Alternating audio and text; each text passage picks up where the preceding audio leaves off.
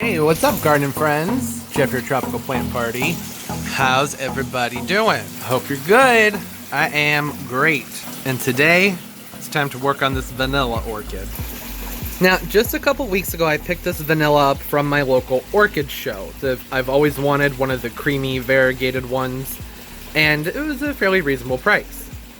Now, vanillas are not always the easiest things to grow, and I'm already having a few problems here. So one of the things that's really fun and unique about the vanilla orchid is that it grows as an epiphyte, meaning they have these lovely aerial roots. They vine from 50 to 75 feet in their natural habitat.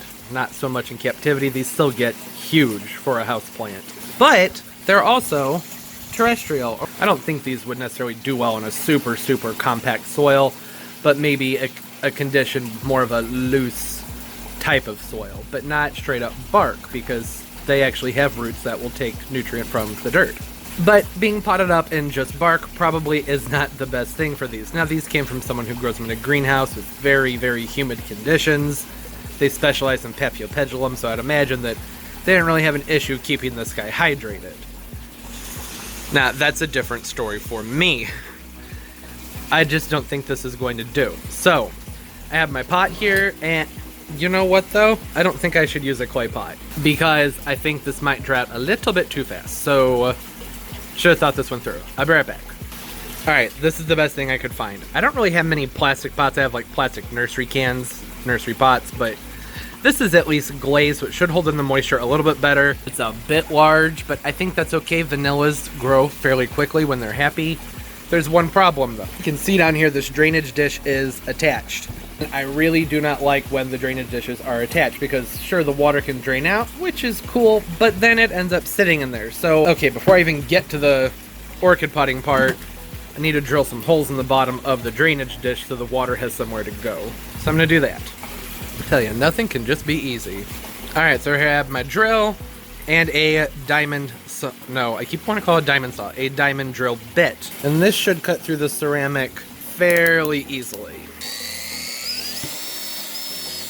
See? Easy. Right, and I did actually end up drilling a second hole in there, just kind of for good luck. Sometimes these things can get clogged up with dirt, and you know, they won't always drain perfectly. The only problem is the piece that was in there is still in there, so I have to try and shake that out real quick. To start my structure, I'm using these two bamboo poles right here, fitting them down in the pot like so, and I have tied them together up here. Now, they're not exactly the same height, which is kind of bothering me, so I need to cut that.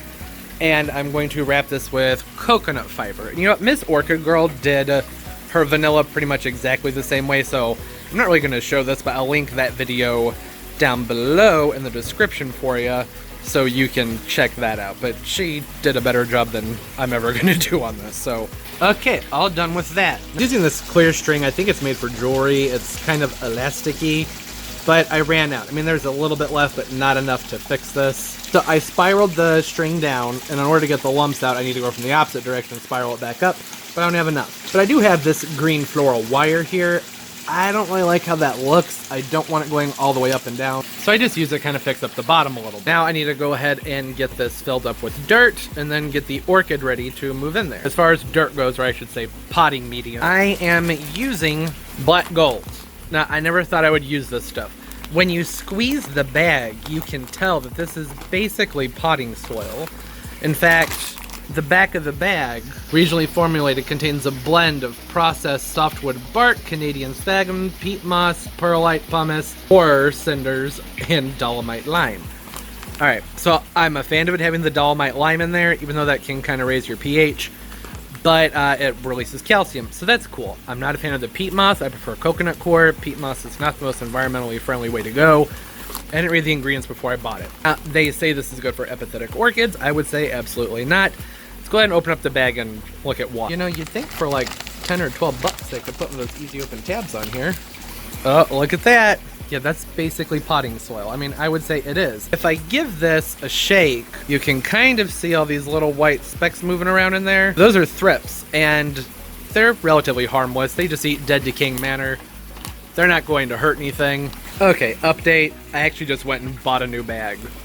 I didn't trust it with all the gnats in there, so This one seems better. It does still have thrips in it, but I'm not seeing the fungus gnat, so it's all right.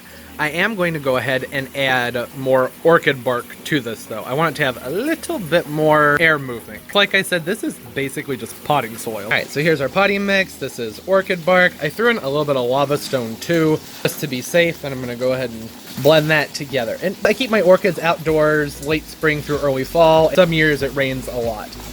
I don't want it to rot. I don't really want to have to worry about it too much, so I think this will be fine. This is actually fairly similar to what I think I'm going to do for my Zygopetalum when I repot that, but that's for another time. One thing at a time. I only put about a handful of bark in there, but it really seems like a lot more than that. I'm going to go ahead and fill this up about halfway. Press it down, try and get that pole stable. Alright, so this is ready to go. Hopefully I didn't put too much drainage in there. You know, even though I wouldn't mind some airflow happening in here, I think it'll be okay. But let's move on to the orchid. That's the most exciting part anyways.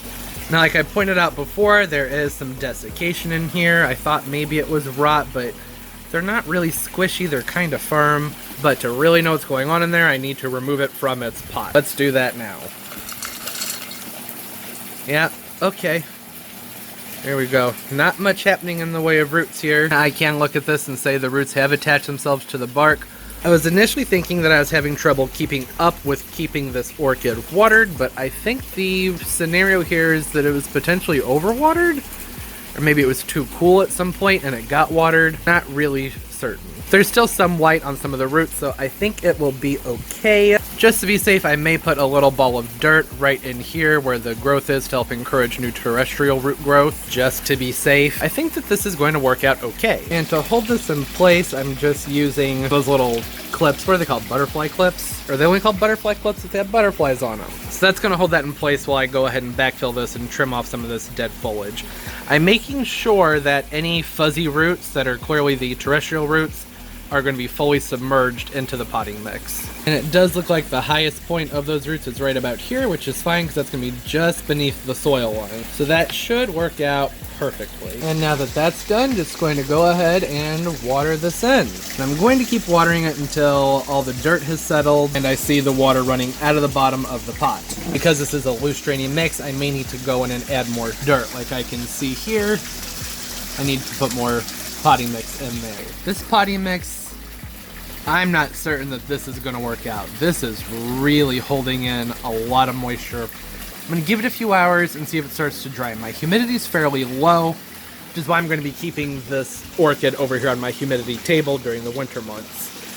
And that should be okay, but not if the soil is going to stay drenched for more than, I'd say, several hours. That's probably not going to work, so I have to keep an eye on this. I'm definitely not surprised, because that solid gold, even though it said it contained chunks of wood, of bark, I didn't see any in there. I don't know, so we will just have to wait and see. For this totem, I am going to go ahead and give it a gentle mist, which should help encourage those aerial roots to affix themselves. Alright, but that's gonna do it. This is kind of experimental.